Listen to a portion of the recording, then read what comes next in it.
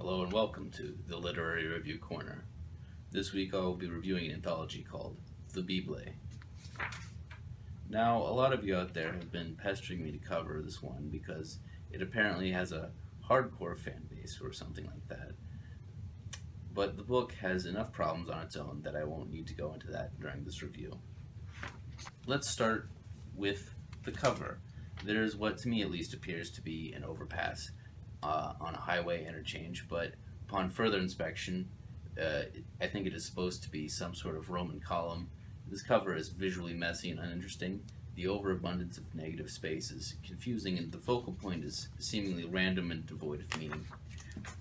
The book is tone-deaf, written from a detached third-person perspective in a utilitarian style. The reader is left wondering how they should feel about developments in the plot. I suspect the author has a background in technical rather than creative writing.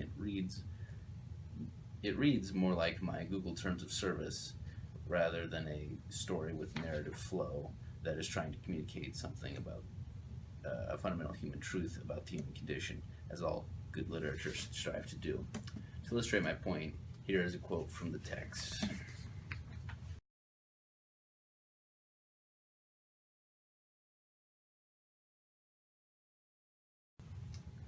When Seth had lived 105 years, he became the father of Enosh.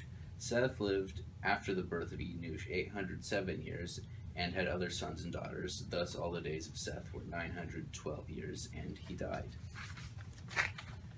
These three sentences cover the entire life of Seth, with all the pivotal moments, including the birth of his firstborn son and his death, yet leaves the reader with no idea of how to feel about them. The passage is incredibly detail-sparse, lacking everything from imagery to how Enosh and Seth felt about each other.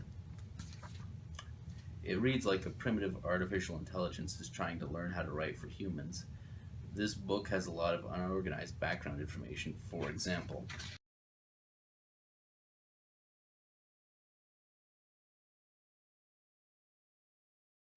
when a woman has a discharge of blood in her regular discharge from her body, she shall in her impurity be in her impurity for 7 days, and whoever touches her shall be unclean until the evening. Everything upon which she lies during her impurity shall be unclean.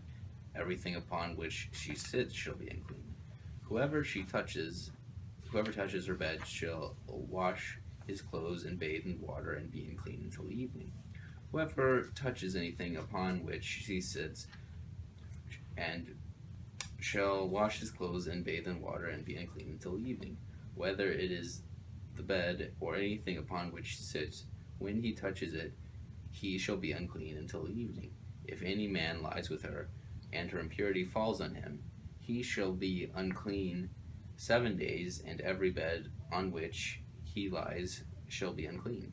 If a woman has a discharge of blood for many days, not at the time of her impurity, or if she has a discharge beyond the time of her impurity, all the days of the discharge shall continue in uncleanliness, as in the days of her impurity she shall be unclean.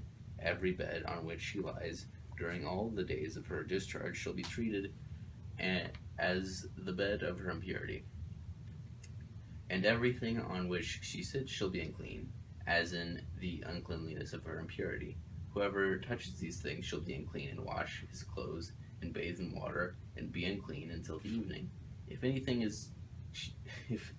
she is cleansed of her discharge, she shall count 7 days, and after that she shall be clean.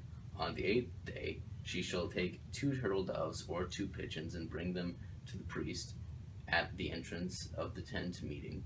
The priest shall offer one for a sin offering and the other for a burnt offering. The priest shall make atonement on her behalf before the Lord and her unclean discharge. Now, in a well-written book, this would be a setup for a payoff later on in the novel, where the female lead would struggle to find 2 doves within the 8-day time period. But this isn't a well-written novel. Instead, this is just pointless filler, It seems to me that this is one of those situations where the author was so proud of the lore they came up with that they couldn't bear editing it out, so it's just left in the book in two cancerous tumors called Leviticus and the Book of Numbers.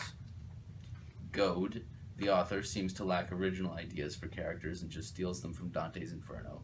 It's all in the public domain, so it's legally kosher, but it's still a lazy move. Worst of all, he fails to capture the depth of the characters that he steals from Dante.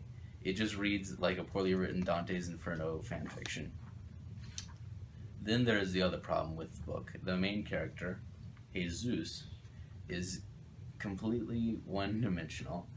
He has no flaw. In a well-written work of literature, a character should have some kind of depth, meaning that they should have different aspects to their personality, positive and negative. An author should strive to create a complex and realistic portrait of who their characters are, or at least who their main character is. Instead, the protagonist is defined as a man above fault. There are weird patches of doomsday prophesizing and strangely anti-intellectual footnotes that I would be more annoyed with if they weren't the only entertaining segments in what is otherwise a mind-numbingly boring book. Overall, I'm going to say 3 out of 10 for pretty much garbage. Don't forget to like and subscribe, pussy.